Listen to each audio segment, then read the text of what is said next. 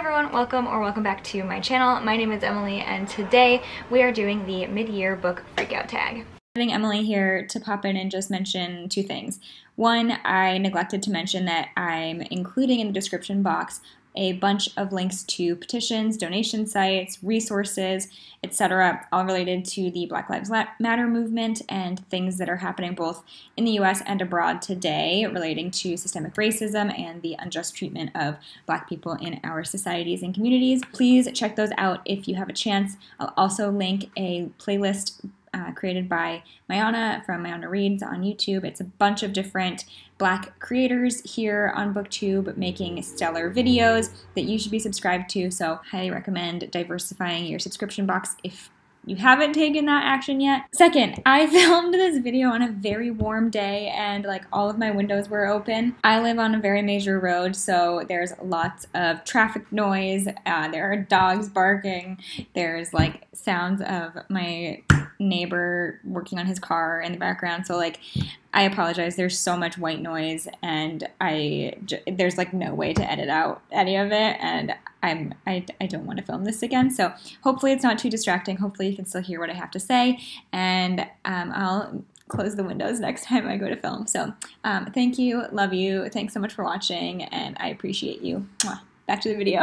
I love watching these videos every year. I've never done it myself, but it's just a chance to reflect on the first 6 months of the year and think about what your goals are for the next half of the year and things you'd like to accomplish, things you've loved, things you've hated, things maybe you haven't checked off your list yet that you would like to. But without any further ado, let's dive into the questions. Question number one is actually pretty easy. What is the best book you've read so far in 2020? And for me, no question, that is The Fifth Season by N.K. Jemisin. This is a new all-time favorite for sure. This is an adult high fantasy story that exists in a world where every so often there are things called seasons, or a fifth season, which essentially is like the destruction of the world. It's like an apocalypse and it's just super destructive. And the season that begins at the start of this book is no different. It's set to be kind of one of the worst ones that the world has experienced. Within this world, there are also individuals called origins who basically have the power to manipulate Earth, like the element of Earth, and they are outcast from society. They are not trusted. People really have serious hatred for them, so many origins, if they can, try to hide their identity. Otherwise, they are often shipped off to like the capital region to learn how to control their powers, and they are under the watch of guardians. There's a lot that goes on in this book. It's also an entirely, I think, or at least almost entirely Black cast, so there are definitely discussions of colorism within that, and also just like the prejudice against origins feels very reminiscent of the othering of Black folks in the US in particular and just in the world. But it's also very queer. There are all kinds of characters of different identities, although they aren't necessarily named in the way we would identify them today. Like in our world, there is a polyamorous relationship, there is a trans character, there's a gay character. It's just all kinds of representation in here, and I loved this book from the first line. Immediately I knew that I was going to love this and it was going to be a new favorite. I just like fell head over heels for it right away and like couldn't put it down. So this is definitely my favorite read so far, which also kind of leads into question number two. What's the best sequel you've read in 2020? Definitely The Obelisk Gate. That's the sequel to The Fifth Season. I don't have it right now. I loaned it to a friend who is also getting swept up in this series, and just like N.K. Jemisin in general. I've seen a lot of people saying that they don't like The Obelisk Gate as much as Fifth Season, which I guess is true-ish for me, but I loved it so much. There is like one element within this that's sort of like a mystery that is revealed towards the end, so it's not really part of book two in the same way, and I loved that within the fifth season. I thought it was brilliant. Oh my god, I just loved it so much. So like, because that wasn't there, it did feel a little bit different, but I still loved it. I won't go into any details because spoilers, but yeah, definitely these two books have been top of the list. I haven't read the third one yet. I'm putting it off because I know it's gonna destroy me, but I just want to like I don't know. I'm just procrastinating. Nothing new. Question number 3 is new release that you haven't read yet but would like to. And I have several for this, of course, but probably top of my list is We Unleash the Merciless Storm by Tehlor Mejia. This is a sequel to a book that I read in 2019, We Set the Dark on Fire, which I gave 5 stars and absolutely adored. I did put this on my June TBR, but spoiler alert for my June/May wrap-up, I don't think I read any of the books that I planned to. But anyway, I still do really want to read this. This follows the same storyline. I think it picks up almost right away, but it's from a new perspective, and I'm really intrigued to see how it goes for me. I've heard some mixed things, but I think I'm gonna really like it, so we'll see. I do still want to pick this up. I don't think it's gonna happen before the end of June, considering today is June 27th as I'm filming this, but we'll see. I hope to read it sometime soon. There are many sequels that I'd like to get to, but this is definitely one that's sort of top of my list. Question number 4 is, what is your most anticipated release for the second half of 2020? And I'm guessing this is going to be many people's answer, but for me, it is definitely The Invisible Life of Addie Larue by V.E. Schwab. As you may know, I love V.E. Schwab's books. I adore the Darker Shade of Magic trilogy. For me, it is definitely one that just really, really works, and I've loved it for a long time.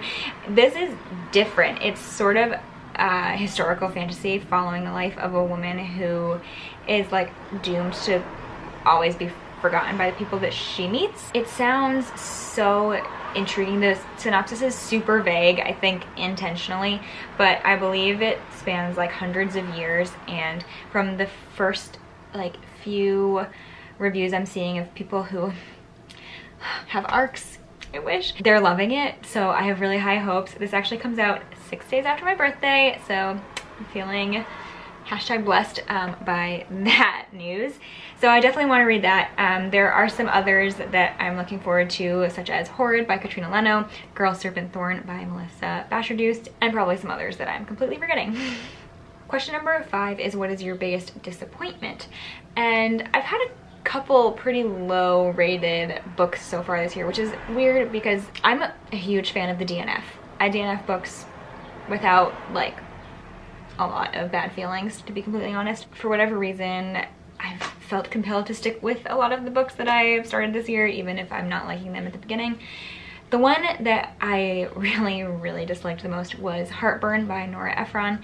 This, I think, was a disappointment mostly because it's sort of a classic, or like a fairly modern classic. I mean, it takes place in the 80s and it does not feel modern, or maybe it's 90s, but I really, really disliked this for so many reasons. I talked about it in my April wrap-up, I believe, but basically everyone is a horrible person. Everyone's cheating on their significant others, and like no one cares.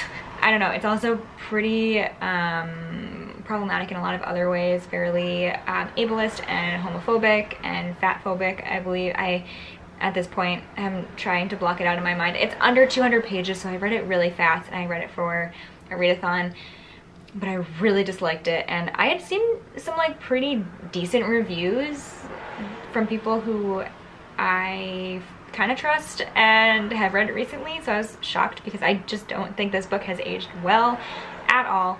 And I also just don't think it was written super well, but yeah, I don't think I'll be reading another Nora Ephron book. I do like Nora Ephron movies. I'm a fan of When Harry Met Sally and Sleepless in Seattle, but this one ain't it. Question number 6 is, what is your biggest surprise? For me, that's actually one of my most recent reads, and it's The Vanishing Half by Britt Bennet. I have actually already loaned this to my mom. I loved it so, so much. I read The Mothers by Britt Bennet last year or the year before, I don't remember, but I liked it. I don't think I would say that I loved it. I think I probably rated it in like the 3.5 star range, but this one like totally swept me off my feet. Again, I'll talk about this more in my June wrap-up, but it is about 2 identical twin sisters who are born in a southern town in Louisiana where they really, really value being light-skinned, being black but being light-skinned, and have a lot of prejudice against darker-skinned black folks. And these two girls decide that they are going to leave their small hometown and try to, like, you know, go off on their own. So they move, and then their stories diverge when the two of them split, and one sister goes off and ends up marrying a very dark-skinned black man, and the other goes off with a white man, and she is passing as white. So she lives her life as a white woman from then on. I believe this book starts in the 60s and spans like 40 years. We eventually meet both of their daughters and get to follow their stories. One who is very, very dark-skinned, the other who believes that she's a white woman. It was just so well done. I adored it oh so much. I thought Britt Bennet did a really incredible job telling the stories and finding the points at which she needed to talk about each character, or like use the point of view from each character. So you do get chapters and sections from each twin and then each daughter, and she's very intentional about like when you're getting each of those stories. And I don't think I'm doing a good job explaining this, but I found it to be incredible and just so well done. I still don't totally know how I feel about the ending, if I'm going to be honest. I'm not sure it was quite what I wanted, but it wasn't bad. But it doesn't really matter because I loved every second of the rest of it. I loved it so much. I gave it 5 stars and can't wait to read more from Britt Bennet in the future. I think this is definitely one everyone should have on their radar. If you don't already, I feel like a lot of people have been talking about it. So I'm definitely not the first one to sing its praises, but it's definitely worth the hype it's getting. The next question is your new favorite author, either a debut author or an author that is new to you. And I have 2 answers, one for each of those differences. So first, N.K. Jemisin is definitely my new favorite author. I just can't believe I haven't read any of her books before. So obviously this is not a debut. She's written many, many, many books, and I plan to read all of them. And the other one is RF Kuang, who wrote The Poppy War. Again, I read this book in May, and I haven't posted my May wrap-up. It's probably just gonna get lumped in with my June wrap-up, let's be real. But anyway, this was RF Kuang's debut. She wrote this when she was freaking 19 years old. What am I doing with my life? And it's so impeccable, and I thought it was handled with so much care. This has a lot of really intense themes and events and topics in general, and I thought she handled them in really delicate and appropriate and careful, respectful ways. I don't know, I adored this. I really both loved and hated the characters. Like Rin, I root for her so hard, but I also like want to yell at her 90% of the time because I'm just like, what are you doing? Definitely 2 new authors that I will read everything from. I plan to read the sequel to The Poppy War, The Dragon Republic, in July with Lily. I buddy read The Poppy War with her, and this is a good one to buddy read, let me tell you, because it needs some digesting, and yeah, it was great. So love both of these so much. Question number 8 is newest fictional crush, and to be honest, I don't really get fictional crushes. That's not something I've ever really experienced, so I don't have an answer for this.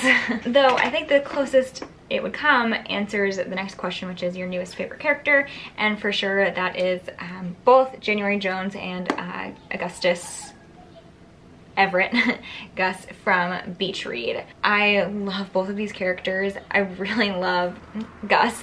He was just, I don't know, I loved the way Emily Henry wrote both of these characters. I thought there was so much depth to both of them and to their story, both together and separately, individually. I thought they were both really fleshed out as characters, despite really only getting the point of view from January. This is a book that follows 2 writers, January and Gus, who find themselves as neighbors one summer, and they write very different genres. Gus is, I keep doing that. Gus is more literary fiction, and January is a rom-com author.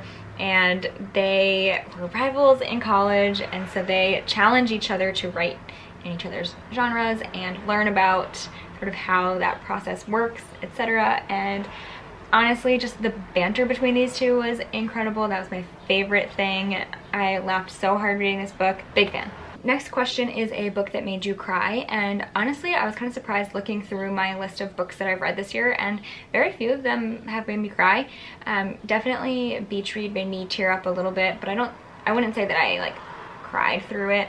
One that I definitely like had tears fall was Know My Name by Chanel Miller.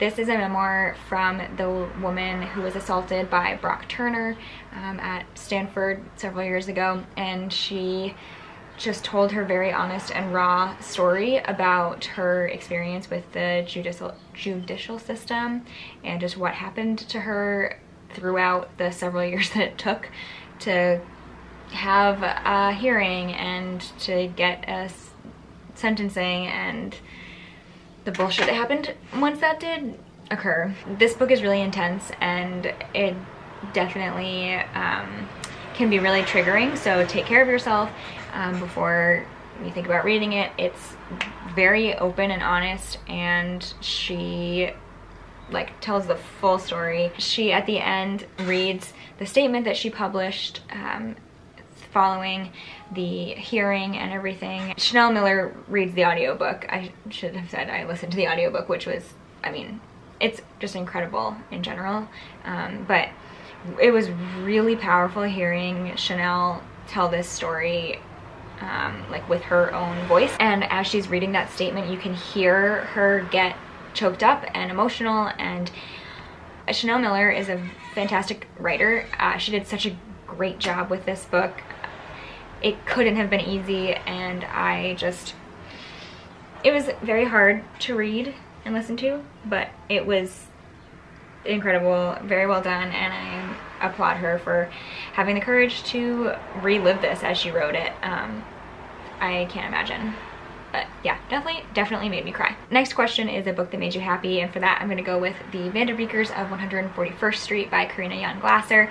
This is a middle grade story following a family who just found out that their lease on their brownstone apartment is not going to be renewed, and so they need to very quickly find a new place to live, pack up, and leave the place that they all love. There are 5 siblings in this family. They're all, I think, 12 and under, I want to say, and this family like loves this home.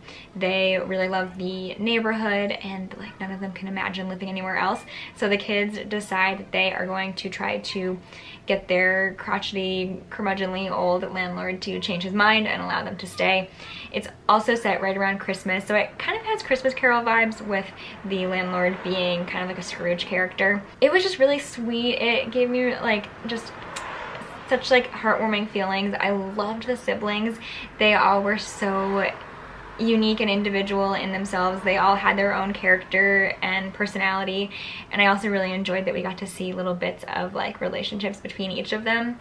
I thought it was so well done, and I just thought it was so sweet, and it definitely made me happy. It's a middle grade, so of course there's a happy ending, and yeah, I would definitely read the other books in this series because I'd love to just revisit those quirky little kiddos again, because they were so sweet, and it was such a good time. Question number 12 is, what is the most beautiful book you've bought or received so far this year? And no question, this is like my favorite cover of all time, The Last True Poets of the Sea by Julia Drake. My sister gave this to me, which is so sweet, and it's so stunning. Oh my god, I love it so much. I love the colors. It's sort of textured as well. It's got like that matte, like soft touch feel. And I also just loved this book so much. It takes place in like small town coastal Maine. I live in Maine, so I loved that about it. And it's sort of a 12th Night retelling as well. It was so good. I gave this one 5 stars. I read it in one single day. I like could not put it down, and it was just, yeah, as beautiful inside as it was out. And then question number 13, what books do you need to read by the end of the year? I have so many. First up is A Song Below Water by Bethany C. Morrow. I just purchased this like during the Blackout bestseller list week, and it says it is a captivating modern fantasy about black mermaids' friendship and self-discovery set against the challenges of today's racism and sexism, which just sounds like it's going to be absolutely stunning. I've got several sequels that I'd like to get to. Obviously, the last book in the Broken Earth trilogy, Stone Sky, The Electric Air, which is the sequel to The Fever King by Victoria Leigh, and A Closed and Common Orbit by Becky Chambers, which is the next book in the Wayfarers trilogy. I also really want to read Strange the Dreamer and potentially Muse of Nightmares. I own the duology. I've been wanting to read this for ages. My sister and I have been planning to buddy read it for so long and just like haven't gotten around to it. And I still really want to read Ninth House by Leigh Bardugo. I did not get around to this last year, and I'm not totally sure how I'm gonna feel about it, to be completely honest. I started it. I didn't get super far. Oh wow, okay. I got 165 pages in. That's farther than I would have guessed. I will probably wait till the fall to read this because it seems like a really good, like, spooky time read. I'm also currently marathoning the Reluctant Royals series by Alyssa Cole, so I want to finish that. I'm just now pulling up all the books that I have on Kindle. I would love to read a book by Anna Marie McLemore sometime this year. I have several on my shelf and on my Kindle. I want to read more Emily Henry in general, so The Love That Split the World and When the Sky Fell in Splendor. I've got both of those. The Deep by Rivers Solomon. I also really want to read Pride and Prejudice this year. I've been so many people have told me I'm gonna love that book, just like it from all parts of my life, and like I know I probably will. I think I probably will. I do have some plans to read it. Have an idea in mind. Oh, I should also mention I'm still waiting on an order of a bunch of anti-racist literature. So How to Be an Anti-Racist, Me and White Supremacy, White Rage, White Fragility, I think a couple others. I would really like to make my way through those. I have started White Rage and plan to keep it up. I'm really bad at reading nonfiction, and I know that about myself, but I want to be better, so I would like to read more nonfiction. Okay, I'm now just rambling because there are so many things I would like to do the rest of the year, but yeah, I have a good feeling about the second half of the year.